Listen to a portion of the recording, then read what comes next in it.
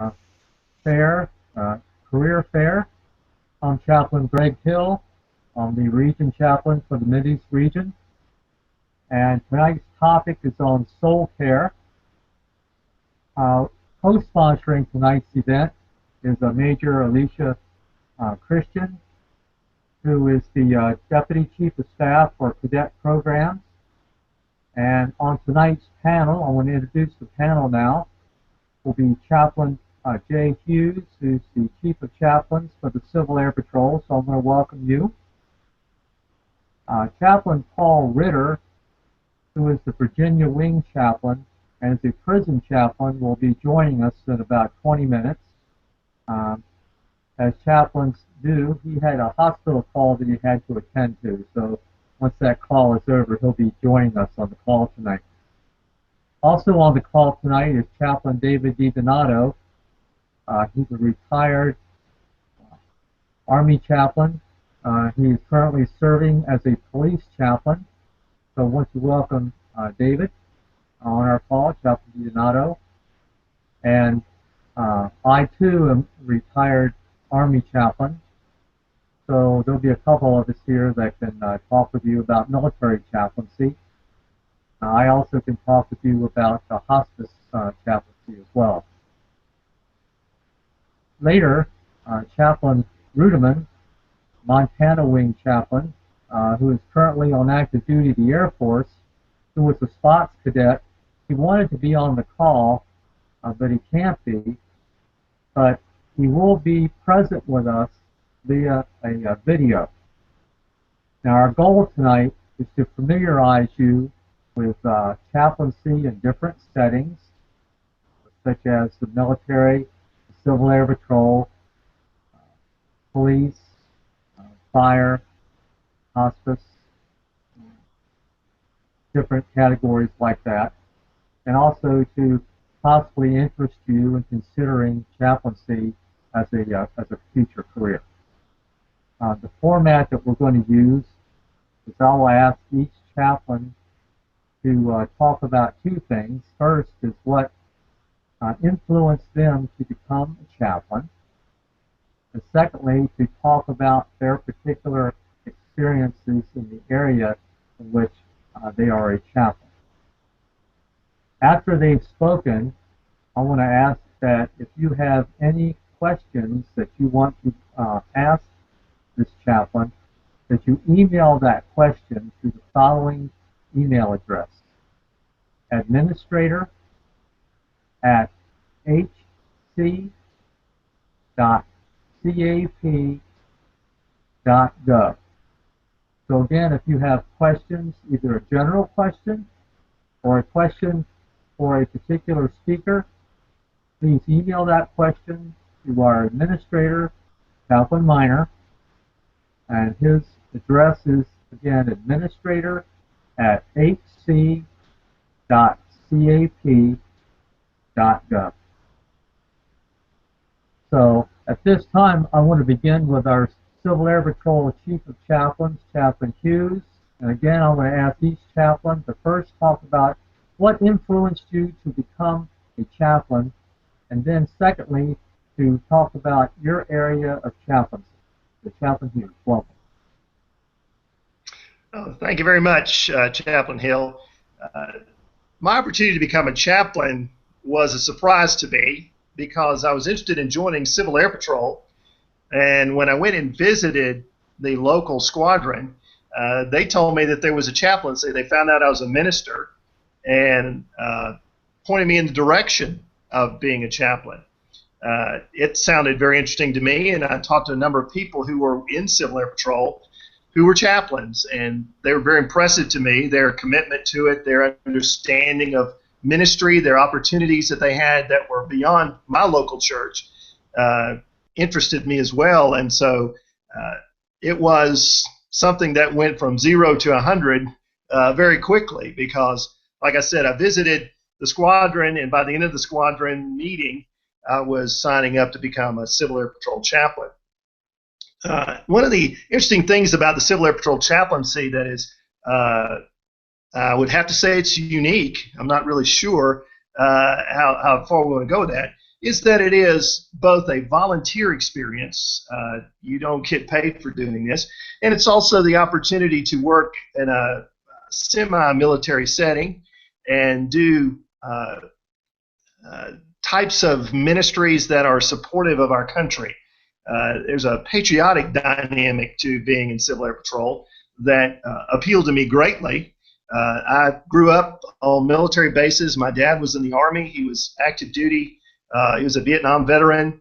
I traveled around the world, I guess you could say, graduated from high school in Germany, that sort of thing. And so the military was always a very attractive lifestyle for me. I had not pursued that in my ministerial career, but the Civil Air Patrol opportunity was something I couldn't pass up for that reason. So the draw into Civil Air Patrol as a chaplain began just in my membership phase, and the attractiveness of it in the long haul has been to expand my ministry. I've served local churches in the United Methodist Church for almost 30 years now, and it has allowed me to travel. It has allowed me to meet people I would never meet. It has allowed me to work in a collegial fashion with pastors from other denominations and other faiths, and it's also given me a chance to meet young people from across the nation. So all of those have made my Civil Air Patrol experience as a chaplain a very exciting and meaningful one for me. And I'll stop with that. Okay, well, thank you. At this time, again, if you have any questions of Chaplain Hughes, if you would email those questions to administrator@hc.cap.gov.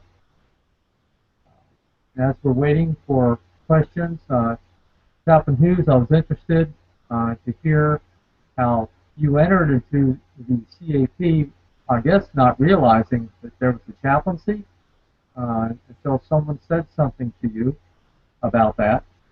So it was important, I guess, at that point that your commander or your deputy commander for cadets or someone knew about the chaplaincy and that you felt some type of call. Is that correct? That is correct.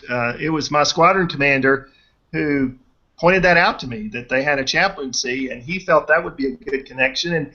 And as most squadron commanders are, they're looking for chaplains. And so I fell into his lap. And so I served as the Savannah Squadron chaplain for maybe 4 years after that. So it was good for both of us. Chaplaincy in the CAP, I understand, really has like two major components.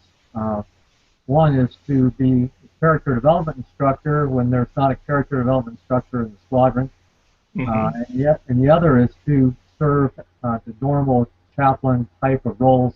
Could you talk about what some of those chaplain roles are in the squadron? Well, the primary role of the Civil Air Patrol chaplaincy is to help people, whether they be seniors or cadets, connect their behavior and their words to the core values. A lot of people struggle doing that. They don't see that the decisions they're making on the ongoing functioning of the squadron or in their relationships with people have any connection to the core values. And it's not necessarily that they're choosing not to see that, is they're not practiced in recognizing the connection between the decisions they're making and integrity, or the policies that they put in place and respect.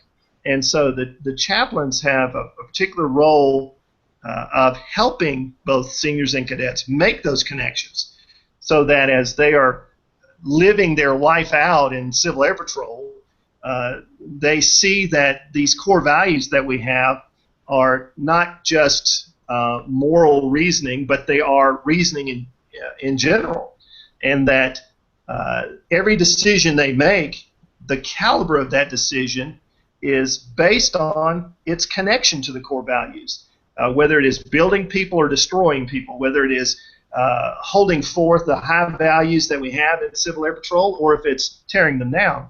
So that's the rubber meets the road aspect of the role, there are functional roles that the chaplain has in the squadron, in the wing, in the region, and at national, which also does those same kinds of connections. But it also is an ongoing training experience where the chaplain is the teacher, the communicator, the reminder of how these core values are defined.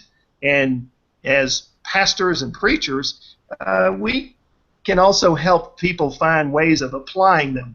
You know, we not only interpret, but we also help apply. So the chaplain provides an important role in the squadron in that the chaplain is the one who is looking after the well-being of people, paying attention to that. Other people in the squadron have functional duties, they have missional duties, they have command and choice-making type duties, and the chaplain is the one who is always paying attention to how all these things are affecting people within the unit, their emotions, their morale, their questioning of what's going on in their own minds, their abilities to interpret what's happening around them. We're there to help with that and smooth that out, and also be the extra eyes and extra ears for the commander so that we can help prevent problems becoming very pervasive or very destructive to the unit. We can be good advisors to the commander in terms of helping them see things they're not seeing because they're caught up in the ongoing functioning of the unit. So it's a very important role, and it's one that the military has seen great value in, almost in its entire history. And so we are the benefactors of that, in the sense that we have a very important role that is seen as valuable to commanders and members of units throughout the military. Right. Chaplain Hill, Chaplain Minor here with the first question for Chaplain Hughes, please, and that's, as chaplains, we begin as clergy persons. Could you please talk about the calling to be clergy? How do you know when you're ready to make the step from lay leader into actually being clergy, which is the first step to being a chaplain? That is an excellent question, and one that I have to admit up front that in the Methodist Church we hold quite a bit of stock in that, and we have three ways that we evaluate a person's call. The first is, can you articulate the call? Is there some way in which you have come to understand that this is what God has laid upon your life for you to do? Can you describe it in some fashion? I remember describing it as the unrolling of a carpet. And as the carpet unrolled, I saw images of myself, and this is what I was doing. Any kind of way of describing it is important, that you can actually articulate it. The second is that you have demonstrated gifts for it, that you have the ability to lead, the ability to preach if that's what you're called to do, the ability to have compassion, the ability to have the emotional temperament and resources to do it. Do you have the gifts and graces to do that? And then thirdly, has someone recognized those gifts and graces in you? Has someone in your life said, I think this would be a good thing for you? Or, if you wanted to be a pastor, a leader in the church, I think I would be willing to follow you. And so those are the three ways in which we've come to understand and identify and help people evaluate their call, because that is a primary perspective that we have in clergy in general, that it's not just an academic decision, it's not just an economic decision, and more likely it's not going to be that, but there is a theological or a God moment involved in it. So those are the ways in which I would encourage somebody to reflect on their call. Could you talk a bit about some of the requirements to become a CAP chaplain?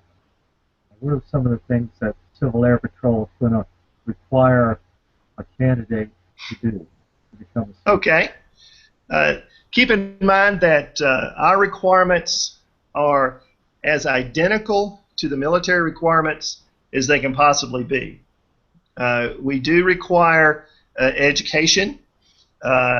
We prefer a Master of Divinity degree, which is a master's program that has 72 hours in it. We had the option of waivering that, but you must have a bachelor's degree from an accredited university, college, or school in either overseas or in the United States. Our regulation gives us the opportunity of waivering that master's degree because there are quite a few denominations that do not require a master's degree to function as a pastor in their denomination. And being a volunteer organization, it wouldn't be appropriate for us to require the time or the expense to get that master's degree simply for a volunteer organization. You will need to be ordained. You'll need a certificate or a letter of ordination. You will need an endorsement from one of the recognized endorsers of military chaplains. That's very important. We require that you prove that you have accomplished the educational requirements, so we need transcripts that map out both your bachelor's and master's, and if you have a doctorate, that is true as well. You'll need to be a Civil Air Patrol senior member, which means you'll need to join Civil Air Patrol, and you will need to complete level 1. That plus the application, those documents, along with the Form 35 that is sent to the wing chaplain of the state that you're in, begins the process. And so those are the requirements that we have, and if those requirements are met, then we can appoint you as a chaplain within Civil Air Patrol within the first couple of months of you being a Civil Air Patrol member. Okay. Many times there's some confusion between a chaplain and a character development instructor. Could you explain, particularly to the cadets who are on this career fair tonight, the difference between the responsibilities that a chaplain has and those that a character development instructor has? Well, I appreciate you asking me that question because that has been the focus of debate for about 15 years now. So essentially a chaplain is a profession in Civil Air Patrol. You think of the person who becomes a chaplain as a professional, like a doctor, a nurse, a lawyer. It is a professional track in Civil Air Patrol. And because of that, it has the same type of recognition that professional tracks in the military have. There's a rank connection to Civil Air Patrol chaplain when they're appointed.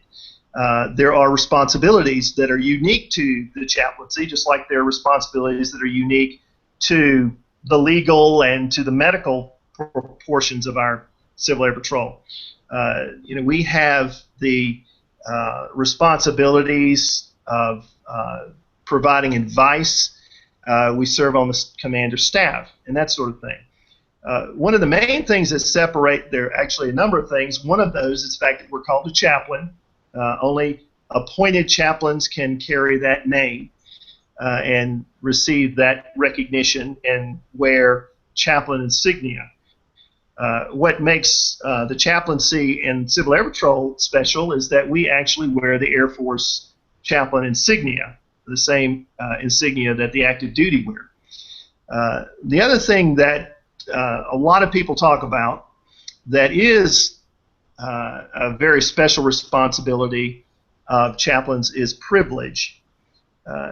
It is the ability to share privately with a chaplain, and that information be kept confidential. One of the conversations that we've had that helps people, I think, understand the difference between privilege and confidentiality is anybody can be confidential. You know, if someone shares with you a secret and you keep it, you're being confidential. But if you were to be subpoenaed in some fashion and had to appear in court, you have no protection on that. You have to share what somebody told you if you're asked directly to do that. Chaplains have privilege, which protects them from having to share things that were told to them in confidence. CDI, anybody in Civil Air Patrol can be confidential. They can keep secrets. They can keep someone's very private conversation. That's something that can be done by anyone. But once that moves into the legal realm, only chaplains have protection when it comes to that in terms of not having to share that information. So those are two things that tend to separate chaplains and CDIs. CDIs have the primary role of teaching the character development lessons. They do so at the leadership of the commander. They do so as part of the cadet program scheduling that they do in local squadrons. And those responsibilities are shared by both CDIs and chaplains. But really those areas of title and of privilege are held only for chaplains. CDIs, though, have the advantage of being able to serve in roles in the squadron that chaplains cannot. They can be commanders, they can be aerospace education officers, they can be testing officers.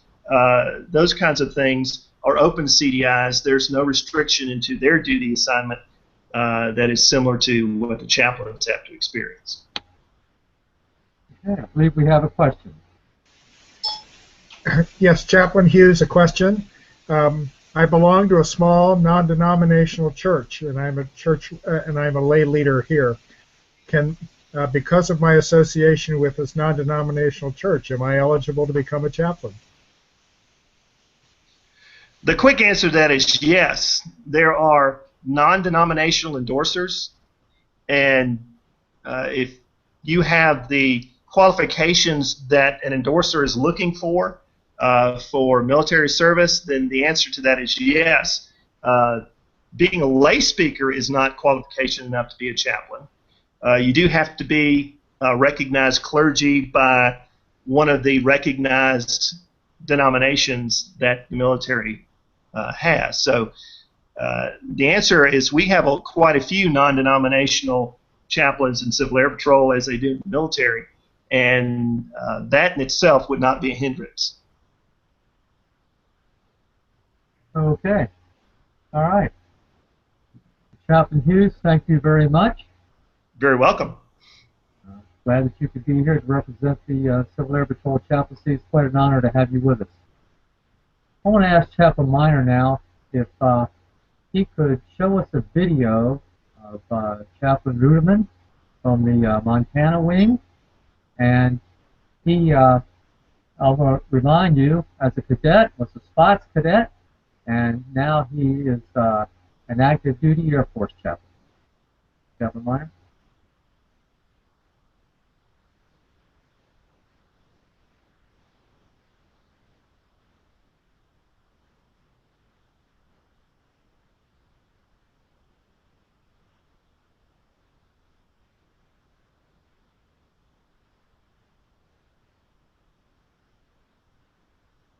Serving at the 341st Missile Wing in Malmstrom Air Force Base, Great Falls, Montana. I'm also the wing chaplain for Montana Wing Civil Air Patrol. I joined Civil Air Patrol when I was 13 years old in 1996 and progressed all the way through the cadet program, completing it in 2002, got my spots award 2002. And I always had plans of going to the Air Force.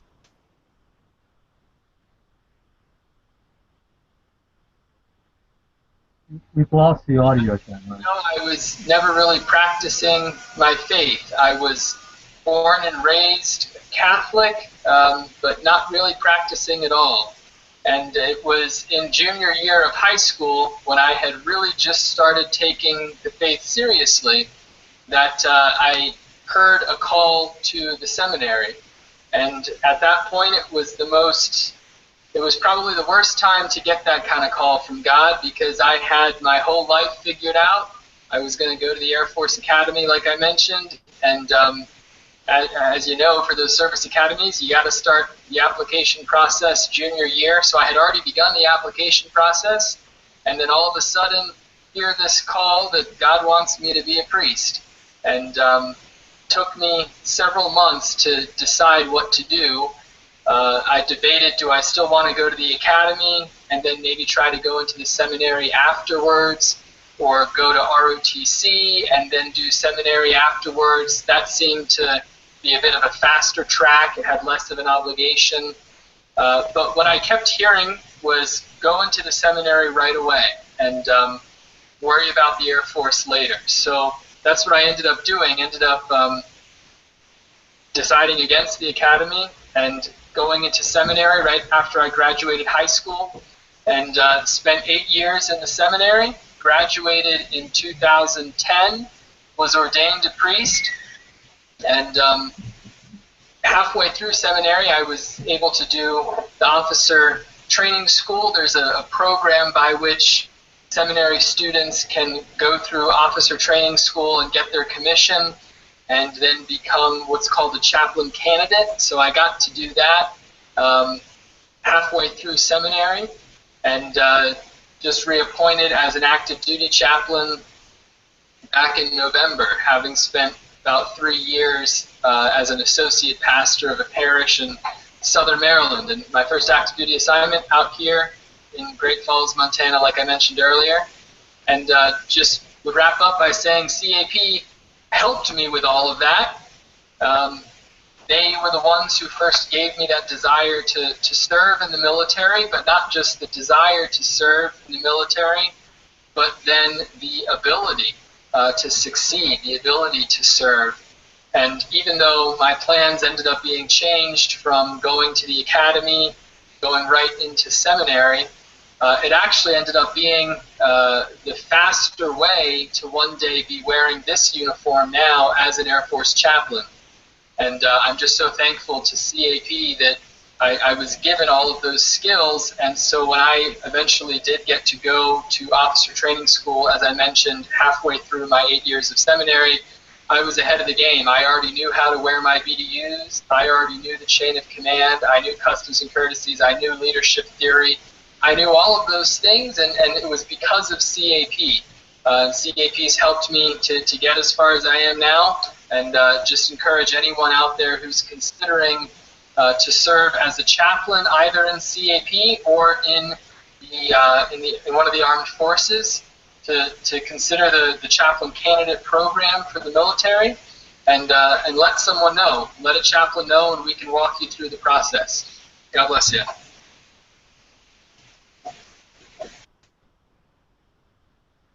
I want to thank Chaplain Ruderman for the opportunity to hear about his spiritual journey. Chaplaincy really is a spiritual journey. It starts out by hearing a call. I just want to go over a couple of the points that he brought up to ensure that everyone who's on our call tonight, this webinar, understands what he said. He said a couple points that Chaplain Hughes had brought up before. That is that he heard a call from God to be able to choose whether he was going to say yes or no to that call to go into the ministry for Chaplain Ruderman. That was the Roman Catholic priesthood. He had a struggle with that call. It's a journey. It's not something that's crystal clear for most people. And as he thought through that process, you heard some of the things that he had to think through. He said yes to that. And one of the things that the Air Force provides for folks who going through seminary, it's an opportunity to join the chaplain candidate program, during which time you can be commissioned and go to the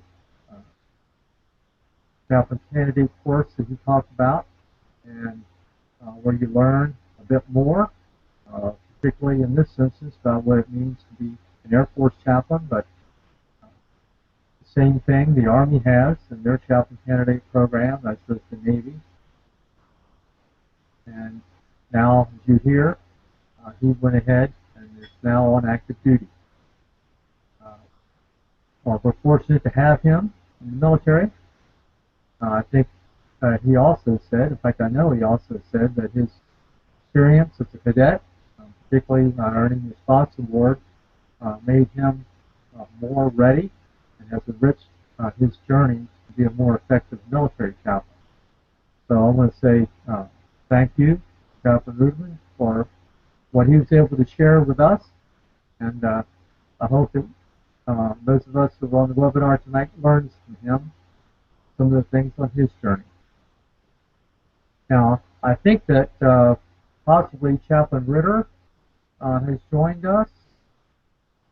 Let me ask Chaplain Minor, has Chaplain Ritter come on?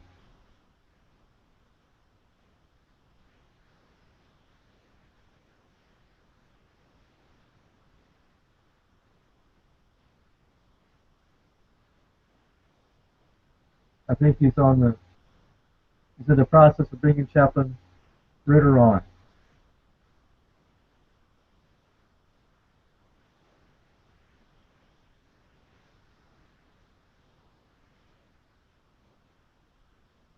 To remind you, Chaplain Ritter is the Virginia Wing Chaplain, and he currently serves in the prison system for the state of Virginia. So, Chaplain Ritter, welcome to our webinar tonight.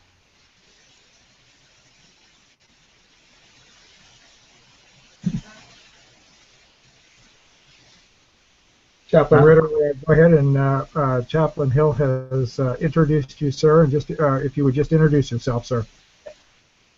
Yes, my name is Col Ritter, and I'm chaplain at Augusta Correctional Center in Craigville, Virginia. It's a Virginia State institution, and I'm a United Methodist chaplain appointed to Augusta. Chaplain Ritter, could you first tell us a bit about what influenced your decision to come into the chaplaincy, and then tell us a bit about what it means to be a prison chaplain, what some of your responsibilities are. Okay, I think I heard that one of my responsibilities, correct? Yes, That's correct. First, tell us what influenced you to be a chaplain. What influenced me for the chaplaincy? Well, I have a unique ministry background. I was in EMS and hospital chaplaincy, and it went into the medical field, into paramedics and as possible physician's assistants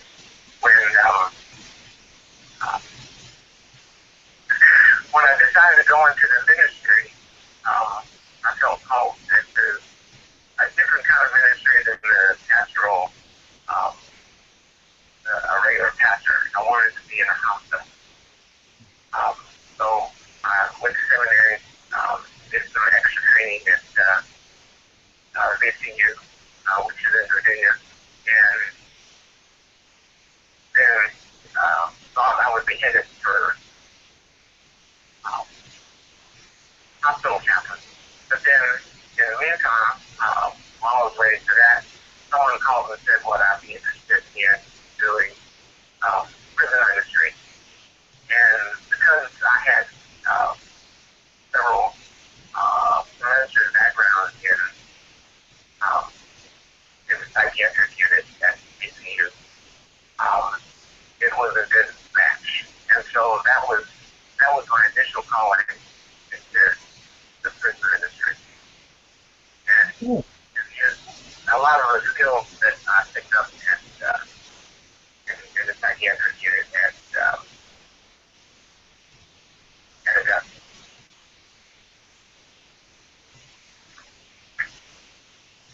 Okay, so tell me about what it means to be a prison chaplain, what some of your responsibilities are, what your day looks like. Okay, the primary task of a prison chaplain is to direct the religious programs of the prison. Now, um, the religious programming includes both Protestant and Catholic um, services, but it also includes Sunni Muslim, Nation of Islam, Wiccan, Jehovah's Witness. I have to schedule time for each one of those groups and make sure that I have material on hand, that they can check out from the Chaplain Library. I have to know a little bit about each one, enough enough to help them on their spiritual journey.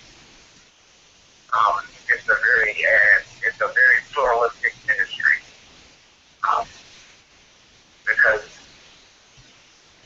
where I come from, a basic evangelical Christian background. Yes, I work with the Sunni Muslims and volunteers and offenders as well. Work with the volunteers because I have to secure volunteers to come in and lead services for the integration group. So occasionally that means going to do my prayer here at the local Shenandoah Valley Islamic Center, and also the Shabbat services on Friday night at the local school. To get to know the people that are going to be volunteering in the prison. So it's a multifaceted part. That's the first thing that I have to do is direct the religious programming. And of course have material. So I have to know what's wicked material, what's right Sunni Muslim and the right Christian Catholic publication books, things like that that will help them go on. Also, I also did counseling. Somebody might have death in the family. Very often take it out for reasons because once you're in prison, take it out and is there a funeral day? It is possible, but it's family. And you have to go and miracles feel like that and or just comfortable doing that. And so I did something pretty rich. I did sometimes there will be people who will have some spiritual issues with anger or other sometimes somebody might because you're doing an awful lot of time on your and because you have an awful lot of time on your you read an awful lot of scriptures because a lot of times there's so much else to read. So people who have never really had a spiritual life going out and start questioning, well, why did Moses do this? Or why did Joshua do that? Or why did Jesus do this? And so I do a lot of one-on-one counseling. So those are the three basic things that I do. Okay.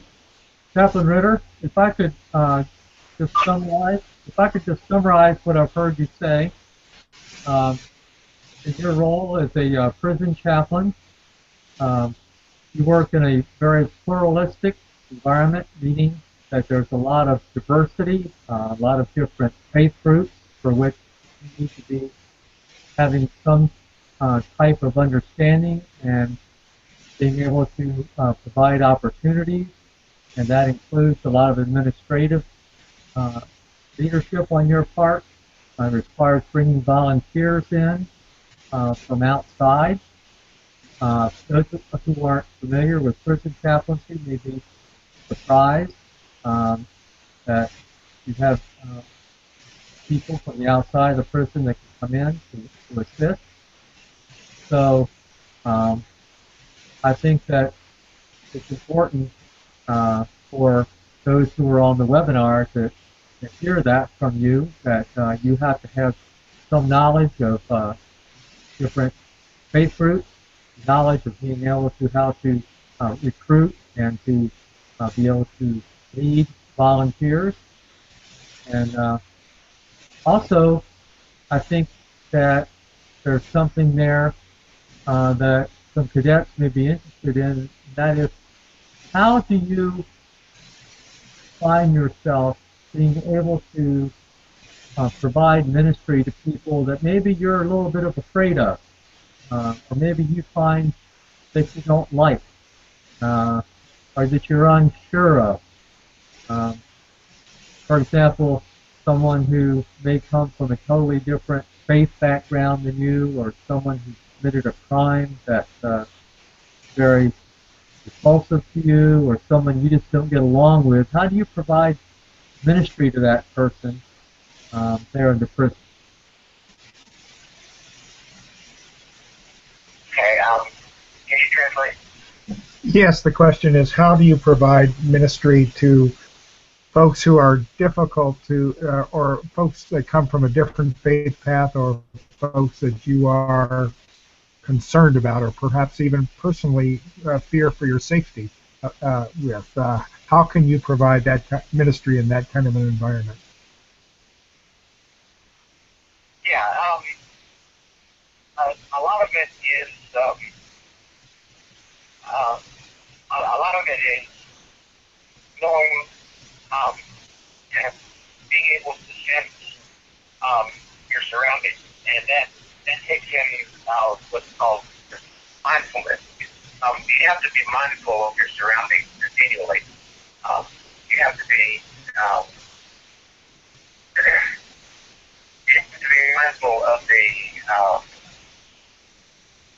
emotional content of the events around you. And if you are feeling uncomfortable at all, then the best tactic is to, get away from that particular area. As far as working people that I am uncomfortable with, a lot of times it is being able to look beyond the things we've done. And a lot of times in the prison, they have done pretty horrific things, and they've got humor behind it. Each person is a special gift. Even though they may have done things that have landed them in prison, they still have a spiritual part, and a part can be changed. A lot of people don't realize how many lives there are in prison setting. And really, these lives change. They are in a closed situation. They do have a lot on their hands. They can get involved in Bible study and prayer groups, and what that does is increases their spiritual walk and increases their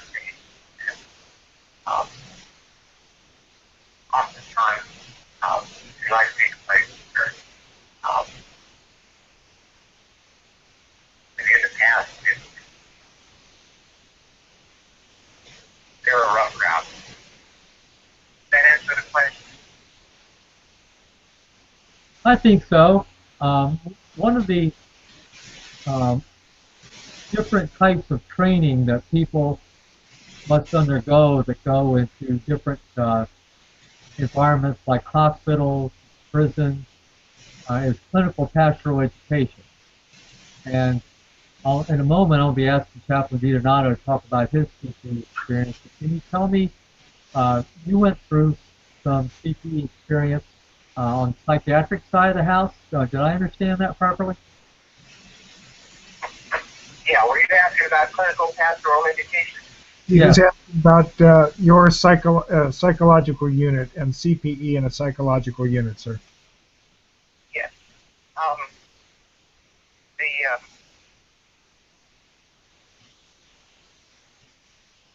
I work primarily there at the hospital in Richmond, DCU.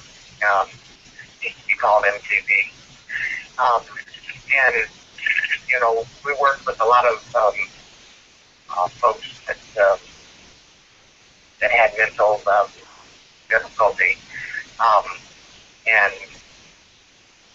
a lot of times it was being willing to sit with them long enough for them to realize that you were there trying to help them.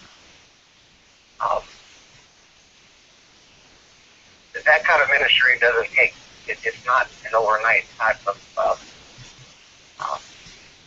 thing. It takes time, it takes patience, and, you know, it takes, when everybody else wanted to give up, oftentimes the other chaplain and I were the ones who sort of broke through and help that person out of the world that they were in, because we were willing to sit down with them and take the time.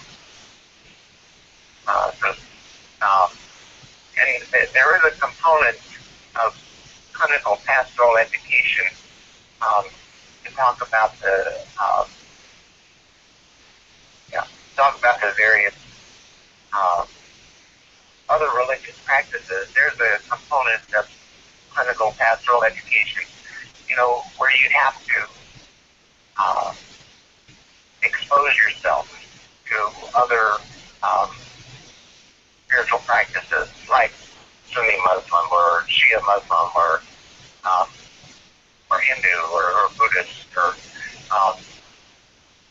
in the hospital in Richmond, we dealt with all kinds of people, and even people that didn't have any religious background at all. And the key thing was, you know, how to provide spiritual guidance and spiritual direction to people who didn't even recognize that they had a spiritual component to their life. So that's built into the clinical pastoral education. Okay, thank you. I wanted to ensure that people on the call knew that a difference between a local pastor, a minister at a local church, and a chaplain that serves in some institutional settings is a requirement to have clinical pastoral education. And that can be in different settings like the hospital or in a prison or in a hospice setting. And some is also in a community setting. Let me just share a bit about the CPE that I had. I did mine at St. Elizabeth's Federal Mental Hospital, Washington, D.C. And a couple things that I learned there is that there are people who do things that are bad sometimes.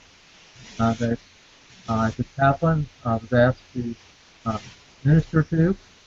There were people who would have things done to them that were very bad, that I was asked to provide ministry to. And also I had to learn an awful lot of things about me that I didn't particularly want to know about me, that I had to learn about me.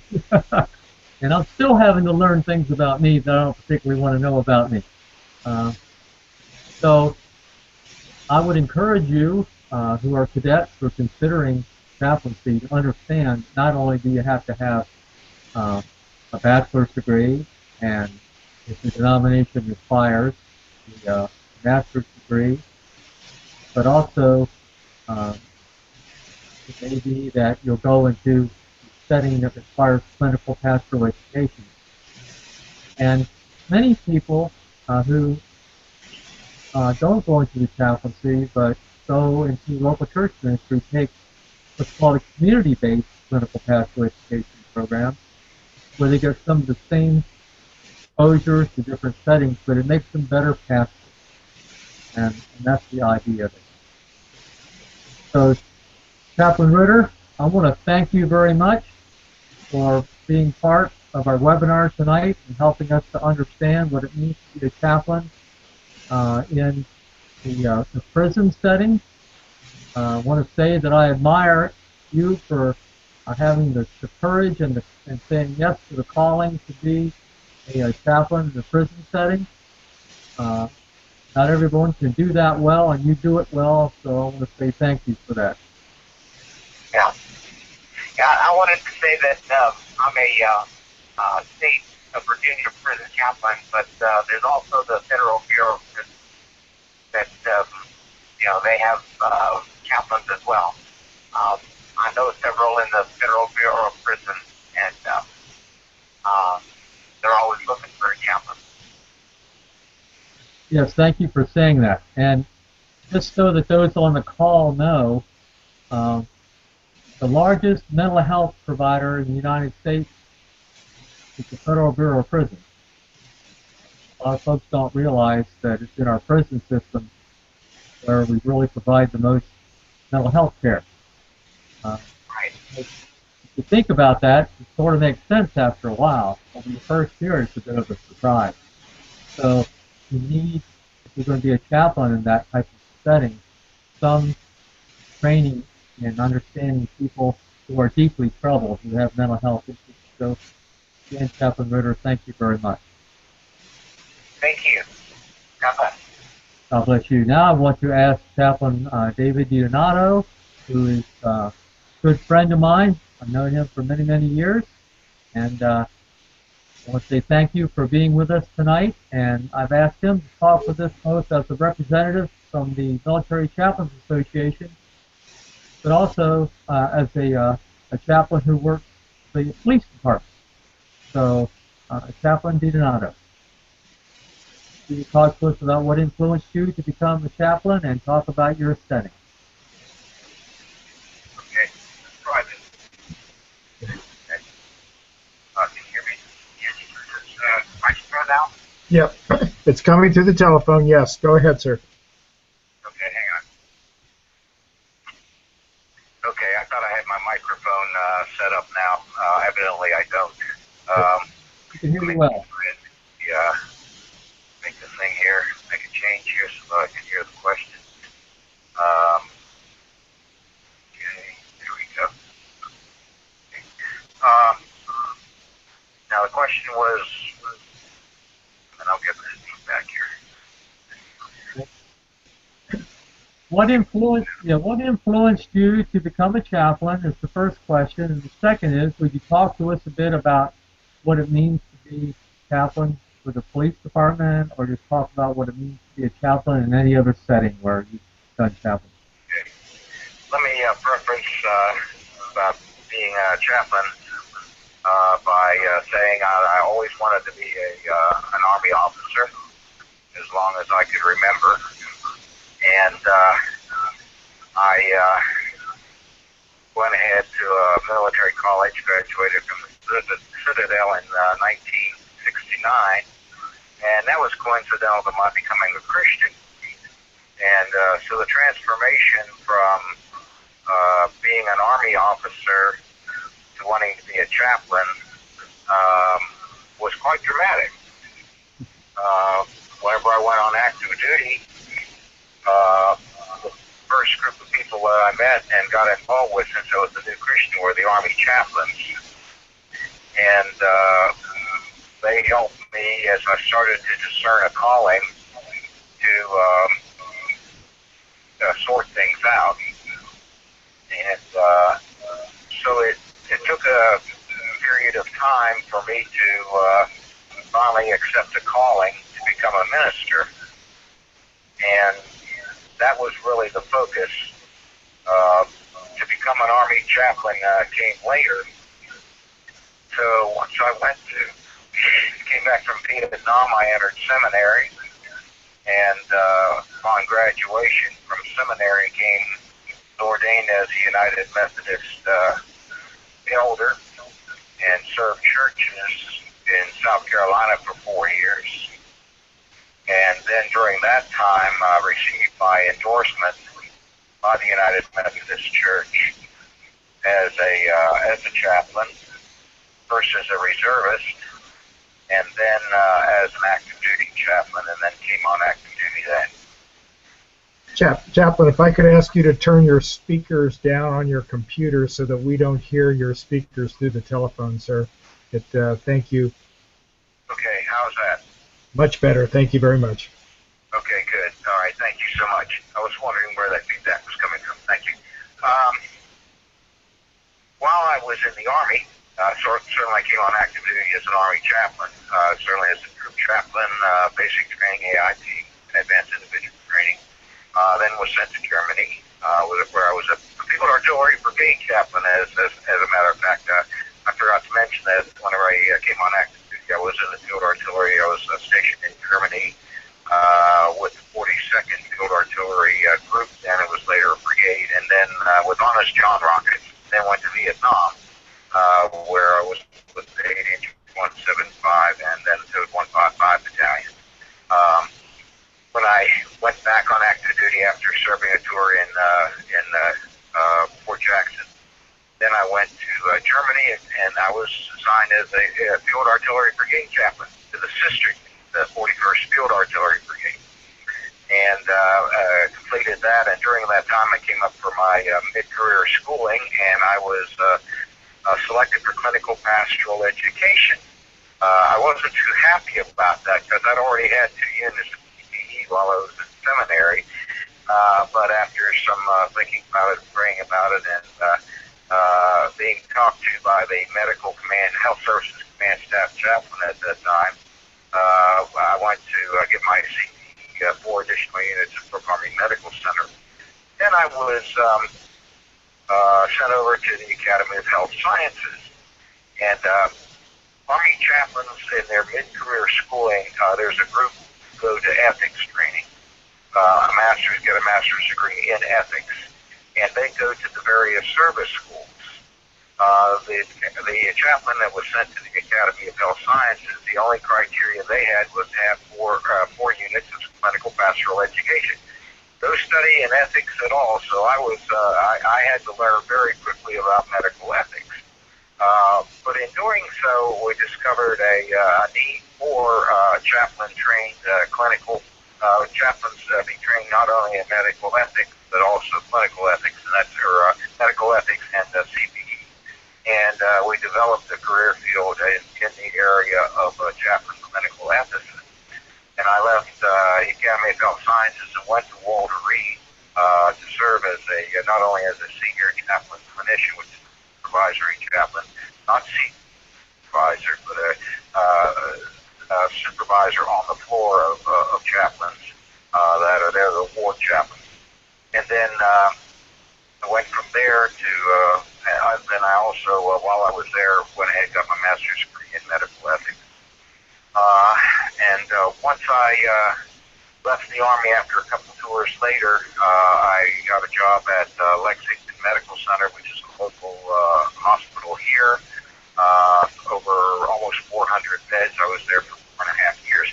During that period of time, I got to know the chief deputy at Lexington County Sheriff's Department, and he was the one that gave me an application to be a public safety chaplain. Now, when I say public safety, I mean fire, EMS, 911 communications center, Sheriff's Department, and the uniform part of the detention center officers. And so I joined there 9+ years ago. But 5 years ago, I also was a chaplain, helped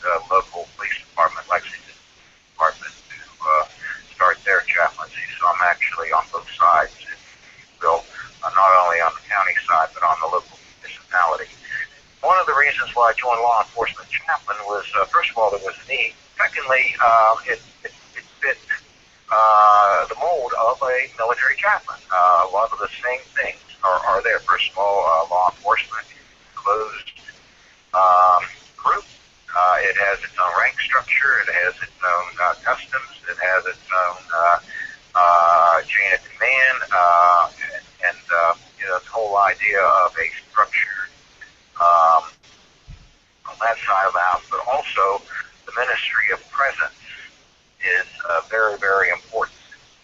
Just like it was in the Army, so too we just transferred those over into the same skill set over into the law enforcement chaplaincy. So that's how I got to know that.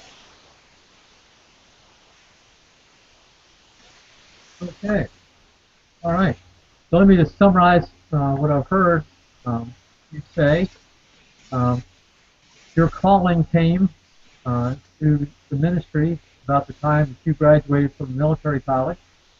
So that was a significant time during your life. You served as a artillery officer, went to seminary, was ordained, served local churches in South Carolina, and then went on active duty. Had a career in the Army as a chaplain, and after the Army, you had an opportunity to serve in public safety and in law enforcement, and you found that those settings had a lot in common. And they were closed settings with their own customs and courtesies, uniforms, and that there's a ministry of presence that a chaplain can provide. The term chaplain is pretty much universally known and trusted, and I would guess that in the setting that all those settings where you have served, that you come across people from a variety of religious backgrounds, so that requires you to respect the different spiritual journeys of every person that you come in contact with. But also, like chaplains who find themselves in a wartime era, you find yourself and people who are going through very significant emotional times, working with EMS, fire, and police.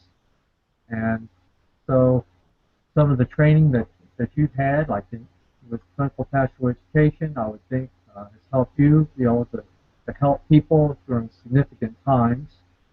So I would think that it would be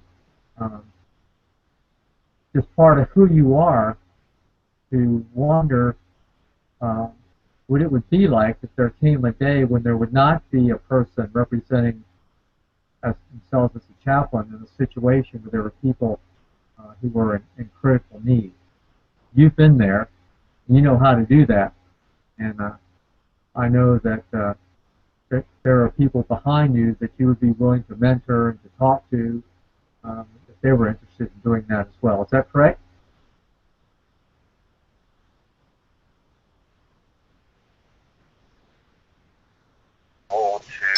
To any person that wants to become a law enforcement chaplain or a public safety chaplain, it's through the International Conference of Police Chaplains, of which I am a senior instructor and on one of their national committees.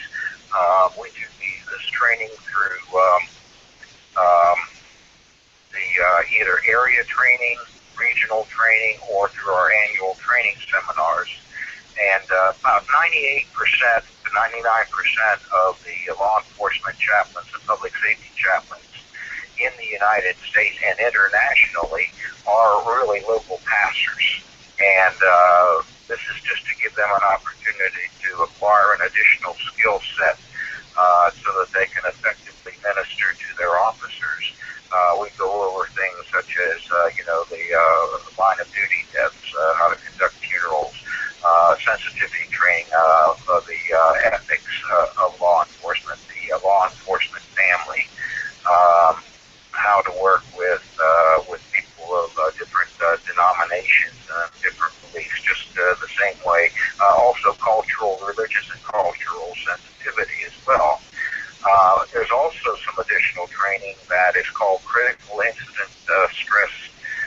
management, which is done by the International Association of Critical Stress, which is out of, I guess, out of Baltimore, I believe. But those certify a chaplain, a law enforcement chaplain, or any other chaplains, or even ministers, because they have pastoral models as well, to conduct what they call defusing, which is usually right after the incident, and then debriefings, which involve any of the officers that are involved in critical incidents. These could be a very tragic death, an officer-involved shooting, a line-of-duty death, various things that these officers face day after day after day. And we're not only talking about your police officers, but we're also talking about fire, EMS, etc. We have protocols in effect for the agencies that I'm involved with. For instance, if there is a critical incident, a chaplain is notified right away and usually goes on the scene, or after immediate aftermath, just to talk to the officers that are involved to see if they're okay. And then a few days later, or maybe a week later, they get all the officers together that are involved. And a lot of these are multidisciplinary. In fact, one that I did within the last 2 weeks, we had Sheriff's Department, Fire.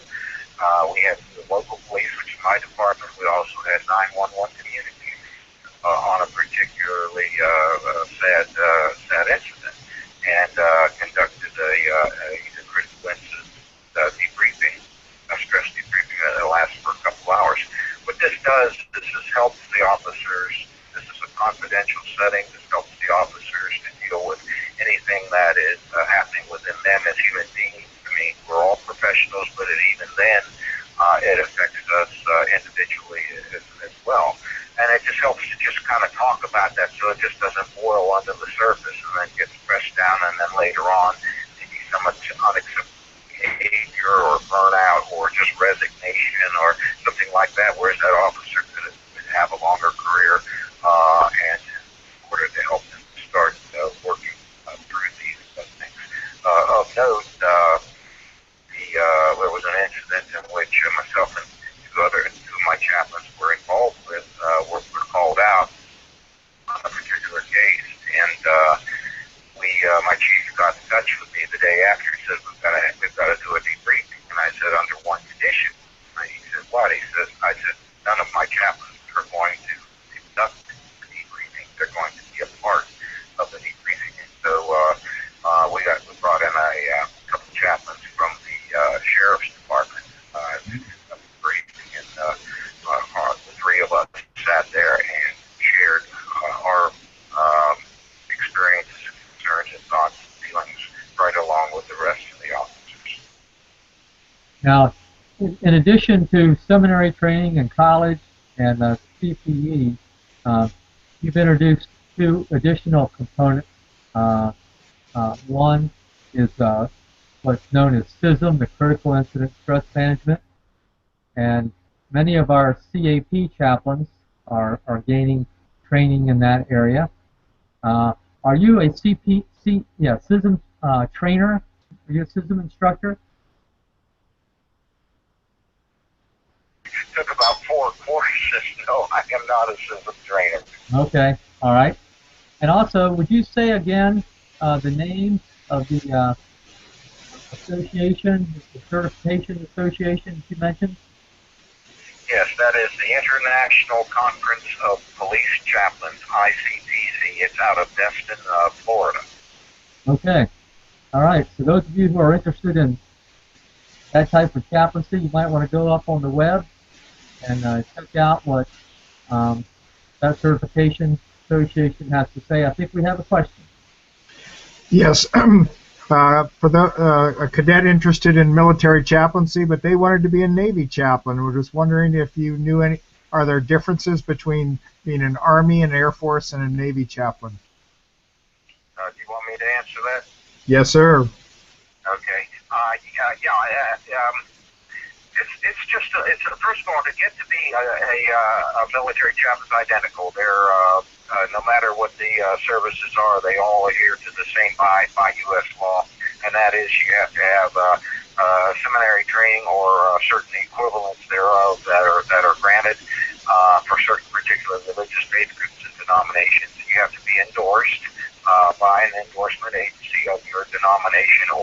body that oversees your denomination or faith group. And of course, you go through the training of the different chaplaincies, the chaplain school. Now, I just happen to be here co-located with the Armed Forces Chaplaincy Center. The schools of the Army, Navy, and Air Force are located here together at Fort Jackson. And the Navy approaches things a little bit different. You have, if you're a Navy chaplain, you can be associated at various times during your tour duties with Marines or with the Navy. Naturally, because it ministers to the sea service, you alternate between shore bases and you alternate with serving on ships. So that's the biggest difference here. Difference with the particular Navy, but they go through the same type of training that all of the services do, and the ministry of presence and the respect for people of all faiths, or even those who have no faith at all.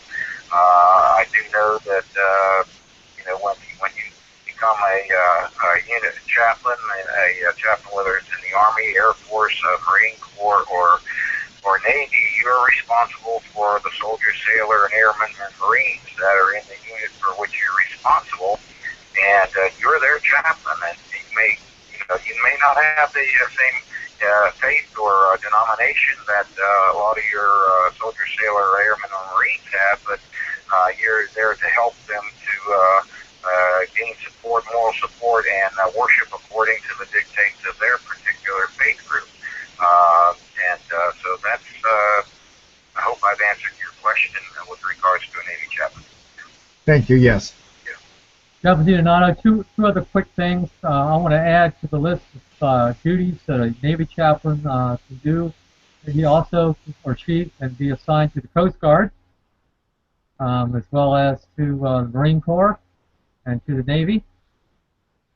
So my hat's off to our sister service there, to the Navy. The chaplains there can find themselves in 3 different locations. There was a study by the RAND Corporation, I think it was back in the 60s, talked about the cultures, the differences of the cultures between the Navy and the Army and the Air Force. Really wanted to understand that, take a look at that. To the cadet that asked that question, there are some differences, but as Chaplain DiDonato said, basically a chaplain is a chaplain, but of course there are some cultural differences. But I wanted to go back and ask Chaplain DiDonato a question. As a police chaplain, can you carry a weapon? I do not carry a weapon. Both of my sheriff and then my chief of police, fortunately, do not require us to carry a weapon. Now, I will say this.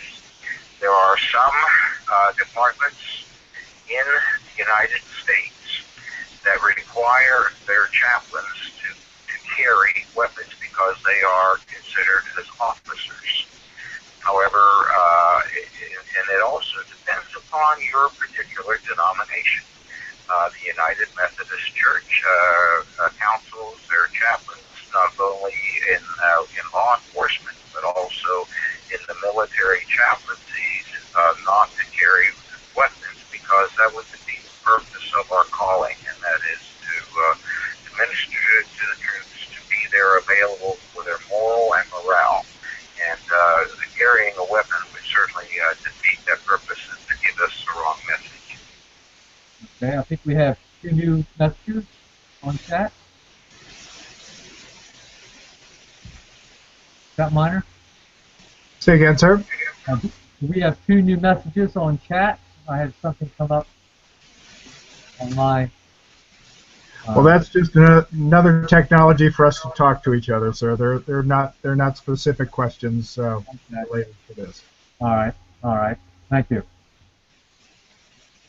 Well, I want to say that I appreciate the opportunity to be able to co-host this tonight.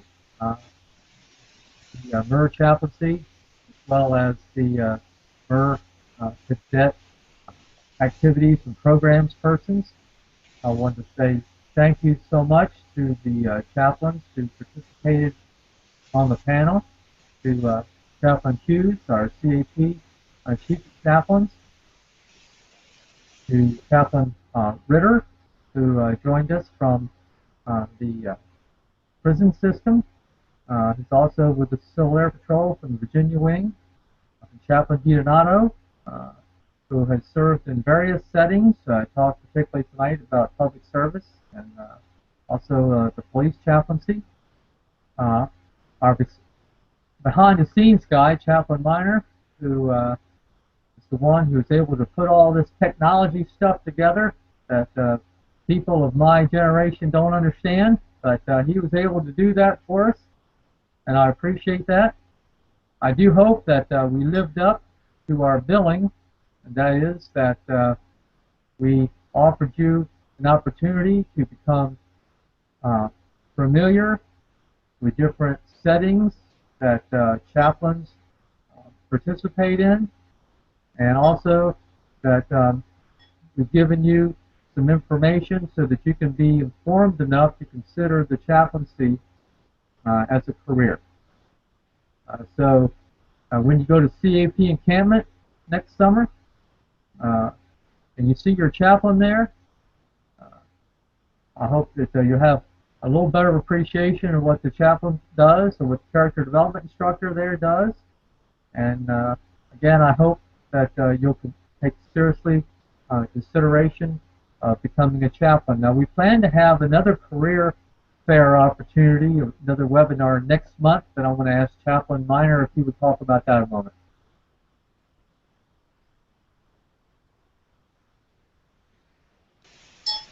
Thank you, Chaplain Hill. And in other words, to demonstrate this technology, to continue our discussion and our sharing of this new technology, we're going to go into an aerospace topic that several of us as chaplains actually have previous career experience in the military as weather officers, and in my case, professor of meteorology at the United States Air Force Academy. We have a slate of both male and female meteorologists. We have a hurricane hunter from the National Oceanic and Atmospheric Administration, a senior female scientist from the National Weather Service. We have enlisted Air Force weather and Navy weather personnel on board as well. And to talk about weather as a possible career option for you. And again, our opportunity is to demonstrate this new technology. We do know that the Civil Air Patrol National Headquarters cadet team is now on board and really supports this and is committed to see that these career webinars continue in the future. So it's a very strong privilege that we have, sir, to demonstrate this technology and to reach out to cadets and to actually, by the way, for all of you out there, please talk about what you've just seen. And this has all been recorded on YouTube, and this entire presentation will be available for playback at any time via the YouTube technology. Just look for us on the Chaplains Corps page on Facebook, Google+, and in other social media, and we'll present that link for you as well. Chaplain Hill, thanks so much for the chance to talk about next month on November the 16th. Okay, and let me close by saying thank you to you cadets who have taken the opportunity to become part of the Civil Air Patrol. Many of you serve in different ways, but all of you, in your own way, are serving our nation. For that, I want to say thank you. I know that many of you in the future will go into the military. Many of you will not, but because of what the CAP teaches you with our core values, all of you will be stronger and better citizens. And I want to say thank you for carrying on the best traditions of our nation in the future. So with that, I want to say God bless and good night, and hope to see you next month on the next webinar. Thank you very much.